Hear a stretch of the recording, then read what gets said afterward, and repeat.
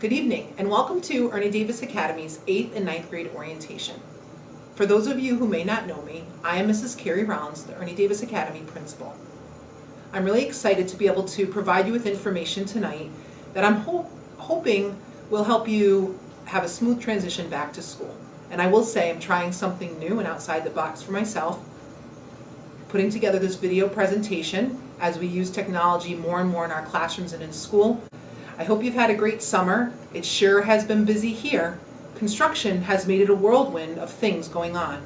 From paving in the back, from jackhammers on the roof, to new renovated classrooms. While it's been busy and we've had to juggle a lot of things, like when the power went out this week, I will say I'm really excited to be able to showcase our new learning spaces at our open house in October.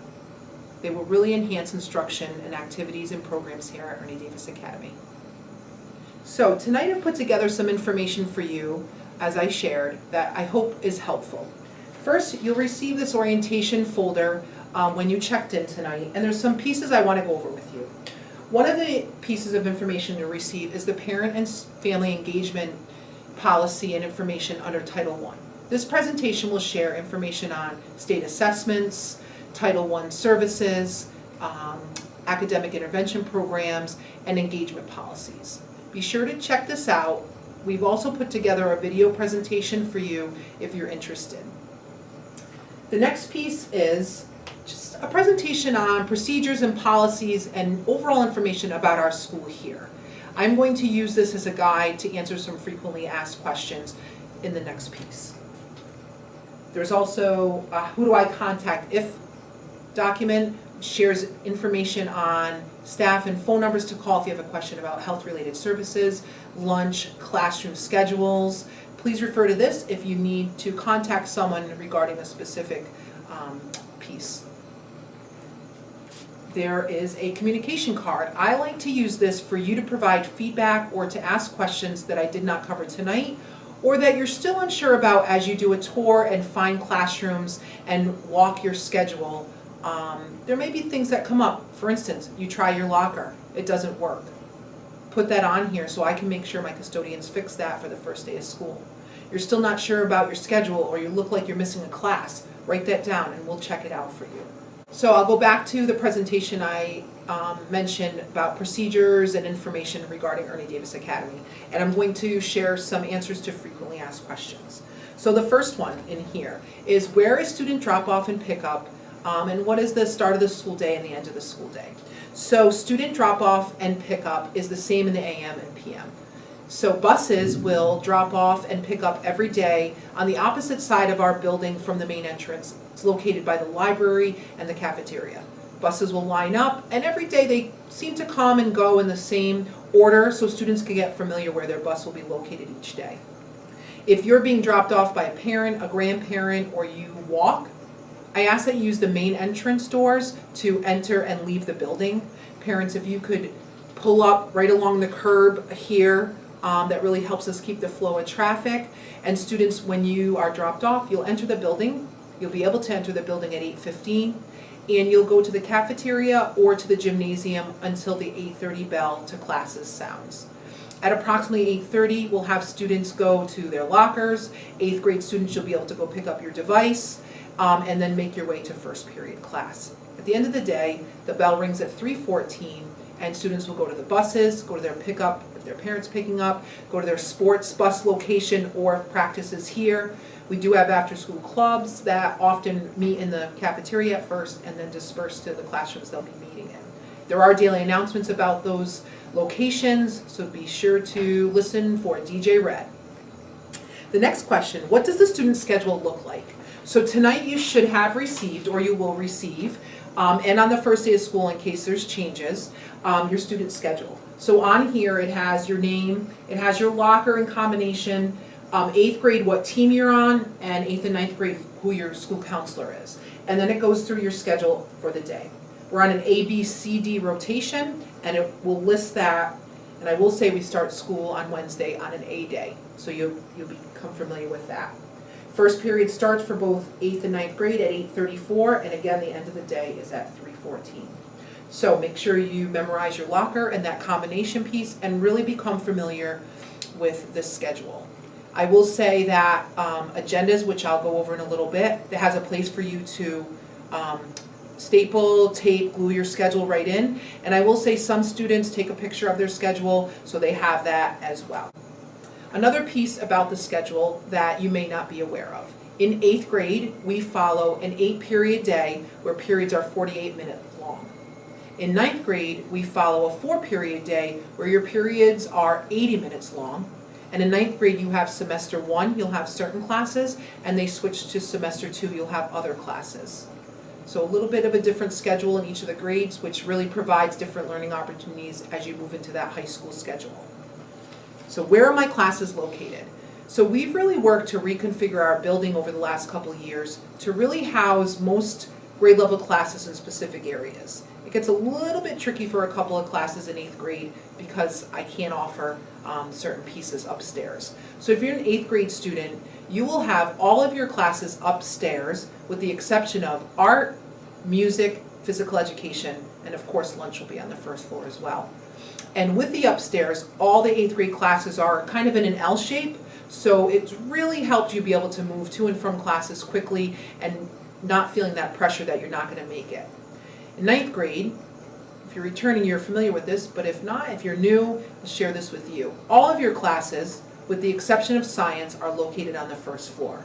So the only time you'll need to go to the second floor is if you're taking a science class or if you need to go see a teacher about a specific activity or something going on. So I've really seen it really helps students get to and from classes and not feel that rush going upstairs, downstairs, upstairs, downstairs. So I hope that really helps you transition smoothly. The next piece, what is the electronic use policy? So 7th grade students coming into now 8th graders, you'll know your device has made its way over here and they're getting all checked in actually today, and they'll be ready to go on the first day of school for you. So that same model and that same process, 8th grade students will look similar from Broadway. 9th grade, the device will move up to 9th grade next year. So 8th graders, you'll move with your device to 9th grade, and it'll be great because across our building we'll have one-to-one device initiatives going on. So with that being said, a couple of pieces that are crucial for you to know. So we do allow the use of cell phones for possibly watching videos. Some students play games on them during lunchtime in the cafeteria, and some students like to listen to music from getting from one class to the other. One piece I do require is that headphones are used at all times so that the sound from your cell phones are not disturbing others who may be in class. I also have to stress enough, I can't stress enough, that we have to make sure that our cell phone doesn't become a hindrance for us getting to class on time. That's really important to remember that. You know, if you have to check in with someone, you got to do it in an efficient manner so you're to class the next time. And parents, I always ask each year if you could really familiarize yourself with your child's schedule and really possibly set up something to communicate during that lunch period. I know that if my mom was sending me a message and she wanted a response right away, it'd be hard to not answer my mom, but also knowing that I'm in class and I want to disrupt instruction. So if you are able to do that communication during the lunchtime, that would be really greatly appreciated and helpful to us. The next question, are agendas used at EDA? We indeed use agendas, and this year have customized one for EDA specific, so that information about Ernie Davis himself, our school is included right in there. And we use the agenda for the following. We use it to give students the opportunity to schedule activities in there, to document when projects are due, possibly if you play a sport, when your games are, if you have an assessment coming up. So really to keep that schedule, if you will. But the most important use of our agendas is really for that pass to class, so the hallway pass. So if you are going to go to the library, you have to check in with Mrs. Barchette. You would have a pass filled out to be able to go there. To and from the bathroom from class. We use that so we all know school-wide that the agenda is used for the pass, So I ask that you have that agenda every single day, that it's with your materials that you need for school. Do I have a locker? Every student has a locker. We try to keep them as close to where classes are. 8th grade lockers are upstairs, 9th grade are downstairs, and some upstairs. In construction, we've had to move some things around to make sure that all students have lockers. So make sure you check your schedule and you're able to locate where your locker is, and I would practice that combination several times so you know it's working. With that being said, there's also gym lockers. Gym lockers, you're assigned lockers to use each gym class. The difference is it's not just your locker, because you're taking clothes home, after gym to wash and such. Gym teachers will provide you with a lock if needed, so that during gym class you have that lock to be able to lock your locker and reuse it as you go. The other piece with locker use that I want to talk about is, I will say students carry a lot of stuff to and from school, more than I think I ever did. And one of the pieces often is your sports equipment, or maybe your instruments if you're in the band or orchestra. So with that, I would ask that any instruments, if you brought them in the morning from home because you were doing some practicing, you bring them right down to the music rooms. And sports equipment, I would touch base with your PE teacher, because they use some of their storage locations to house baseball or lacrosse or equipment that's needed, because it's sometimes too big to fit in your regular locker in the hallways. So who do I contact? I went over that, and I'll just stress again, check out this form. It will give you numbers from the health office to the counselor office to the attendance office. Keep this as a reference as needed. And then where do I return yearbook, contact information, parent portal forms? So you're always welcome to return them to the main office, or your child can bring them down. We also tell students they can hand them into their first period teacher. Those teachers will make sure that we receive them in the office every day and they get to the appropriate person, like the health office or the yearbook advisor. So with that, there are some other pieces in this that I didn't review. You'll find our SOAR expectation. We follow, just like Broadway Academy, SOAR, safety, ownership, acceptance, and responsibility. There's clubs that you want to be involved in. There's information on those from Student Council, National Junior Honor Society, Social Media Club, Tech Club, so be sure to check that out. And another piece is just kind of gives you the start of the school day, again, reference so that you have that. So I know that's an important piece for parents to know. What time does school start and when my student need to be there?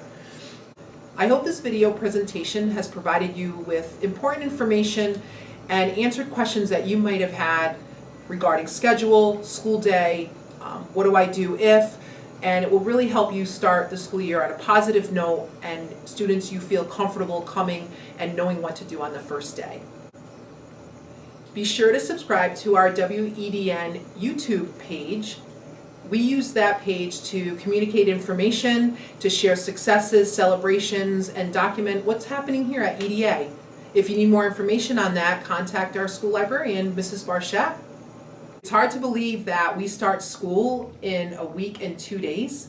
I will say I'm increasingly more excited every day to meet our new students, to welcome back our returning students, and to see what the 2018-2019 school year has in store for us. We've accomplished a lot here, and I can't wait to build on those successes. Enjoy the rest of the summer. It's going to be a hot one these next few days, and I look forward to seeing you. Thank you.